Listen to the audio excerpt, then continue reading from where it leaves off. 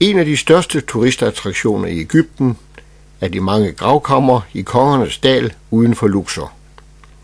Bjergdalen ligger på Nilens vestbred. Kongernes Dal er det sted, hvor kongerne, også kaldet faraoerne, blev begravet i gamle dage.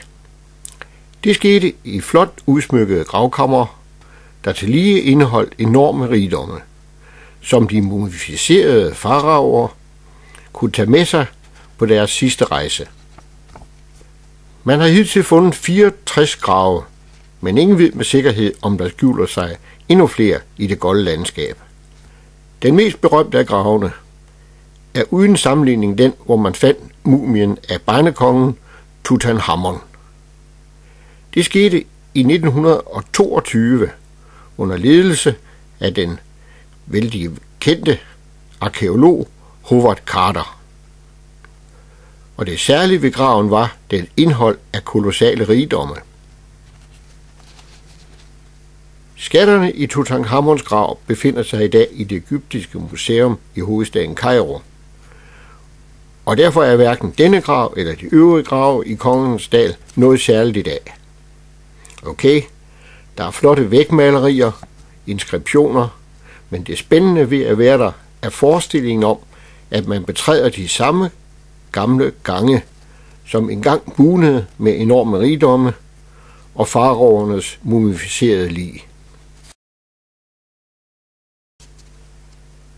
Kongerne var soltilbedere og håbede at slutte sig til solen ved dens aftenrejse mod næste morgens genopståen. Egypterne troede, at solen gik ned i underverdenen, også kaldt dødsriget, når den sank under horisonten mod vest. Man må ikke tage sit kamera med ind i Kongernes Dal, så vi har ingen billeder fra dødsriget. Vi vil i stedet følge de gamle kongers vej op i himlen sammen med solen, og se det hele derfra. Jeg ved ikke, hvordan kongerne kom i himlen, men vi vil i hvert fald bruge en ballon. Vi flyver ikke kun over Kongernes Dal. De er nemlig kun en del af området på Nilens vestbred. Uden for dalen ligger der mange andre templer og gravpladser. Det er en fantastisk oplevelse at svæve langsomt hen over dette spændende historiske område. De gamle egyptere betragtede Nilens vestbred som helligt område. Derfor blev der gennem mange århundreder bygget enormt mange templer og gravkamre her. Området ligger også så højt, at Nilens oversvømmelser ikke nåede herop.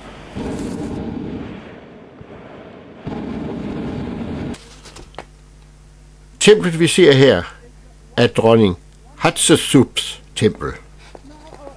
Hun var en kvinde, som i år 1550 før vores tidsregning brød alle konventioner i jagten på magten og indflydelsen.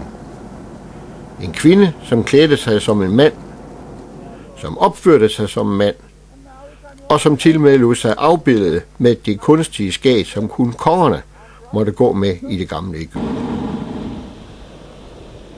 Prinsesse Hatshepsut var den ældste af farao Thutmosis den førstes 3 børn. Allerede i barndommen bukkede hendes brødre under for sygdom, og da kongen dør, er Hatshepsut den eneste overlevende tronarving af kongelig blod. Men i det gamle Egypten betragtet kongen som Gudens søn på jorden, og en kvinde kan aldrig accepteres som Gudens søn. Derfor tvinges Hatshepsut efter sin fars død til at gifte sig med sin halvbror, en søn af en kvinde fra haremet. Ved at gifte sig med Hatshepsut overdrages den uægte søn retten til Egyptens trone og får navnet Thutmosis den anden. Efter kun 3-4 år ved magten dør Thutmosis den anden.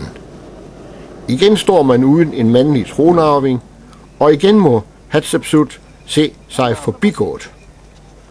For også Thutmosis den anden har en uægte søn. Han er kun 2-3 år gammel, da kongen dør. Så Hatshepsut bliver udnævnt til hans værge og får til opgave at regere i stedsønnens navn, til han bliver gammel nok til selv at sidde ved tronen. Men Hatshepsut får hurtigt smag for magten, og efter at have regeret i 2 år i sin stedsøns navn, griber hun chancen og lader sig krone til konge. Det første enhver farao med respekt for sig selv begynder på, når han besteg Egyptens trone i oldtiden, var et storslået gravmonument. Og Hatshepsut var ingen undtagelse. Da hun er blevet kronet som farao, vil hun ikke længere nøjes med at lade sig begrave i dronningernes dal i Luxor, hvor der allerede er forberedt en grav til hende.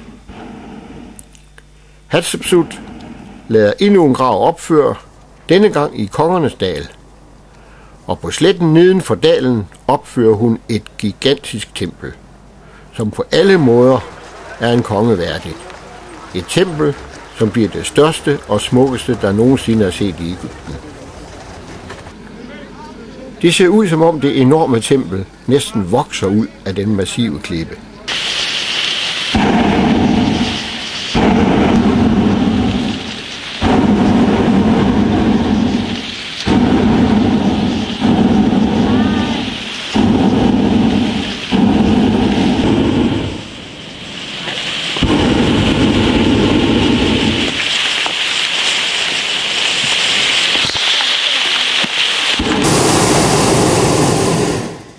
Going to fly in front of the colony of Disse 2 kæmpe kolosser på 20 meter vejer ca. 1000 tons. De stod engang og bevogtede indgangen til Amenopsis den 3. døde tempel. Men templet er for længst udvisket af de utallige oversvømmelser af Nilen.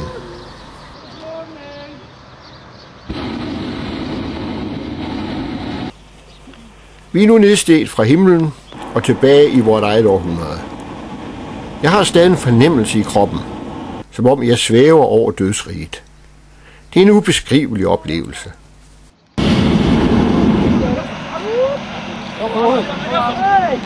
Vi er landet tæt ved Memnon-kolosserne. Vi stopper lidt og ser på dem.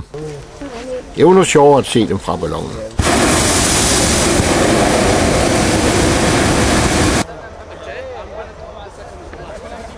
Hvis de gamle konger fra deres dødsrige kan se alle ballonerne over deres grave, og se, at Nilen ikke længere går over sine bredder med frugtbart dødt til markerne, vil de sikkert glæde sig over, at de kom derfra i tide.